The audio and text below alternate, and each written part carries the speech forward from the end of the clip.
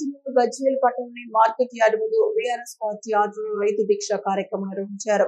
ఈ కార్యక్రమానికి ముఖ్య అతిథిగా నియోజకవర్గ ఇన్ఛార్జ్ వంటేరు ప్రతాప్ రెడ్డి హాజరై మాట్లాడారు. 2014 ముందు రైతుల సంక్షేమం కోసం ఎన్నో దీక్షలు చేశామని, ప్రస్తుతం కాంగ్రెస్ ప్రభుత్వం వచ్చాక మళ్లీ దీక్ష చేపట్టామని అన్నారు. కాంగ్రెస్ దొంగలను గ్రామాల్లో తిరగనీయకుండా రైతులు అడ్డుకోవాలని పిలుపునిచ్చారు.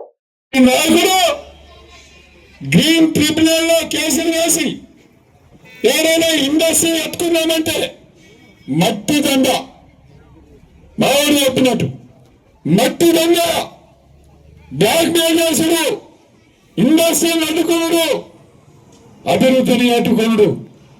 ఎంతసేపు ఒక మార్కెట్ కమిటీని కూడా డబ్బులకు అమ్ముకునే నాయకుడు.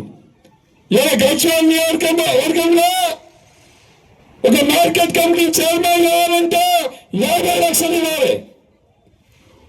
ఒక పార్టీ జడ్పీటీసీ కావాలంటే బీఫామ్ కొనుక్కోవాలి.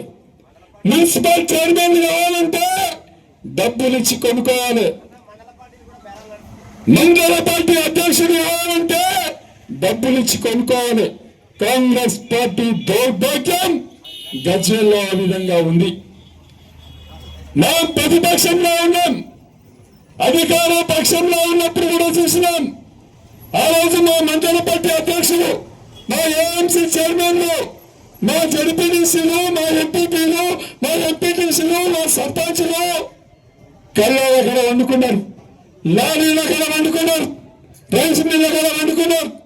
రైతు కన్నింట్లో కంటి శుక్రవారుగా రైతును కాపాడుకున్నది నిజం కాదా? రైతు పక్షాన బీఆర్ఎస్ పార్టీ నిలబడ్డది నిజం కదా? ఇవాళ కాంగ్రెస్ దొంగలు ఎక్కడున్నారు? పోలీస్ స్టేషన్ల ముందున్నారు. పోలీస్ స్టేషన్ల ముందుగా ఎవరి భూమి కబ్జా అవుతాయి, ఎవరి పంచాయతీ చెప్పాలి, ఎవరిని తోసుకోవాలి, దాంట్లో కాంగ్రెస్ పార్టీ నాయకులు నిమగ్నమైంది. మెసిల్టా పోలీస్ స్టేషన్లో కేసులు, మాట్లాడితే పోలీస్ స్టేషన్లో కేసులు. గుండాయిజం పెరిగిపోయింది గజ్వేల్లో.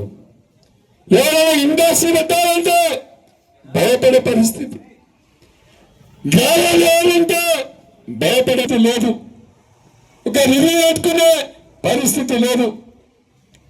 కేసీఆర్ గారు ఒక మల్లన్న సాగర్ కట్టినప్పుడు దాని కింద కొన్ని కెనాలు పెండింగ్ ఉన్నాయి. కనీసం ఆ కెనాలు తనే పరిస్థితి లేదు.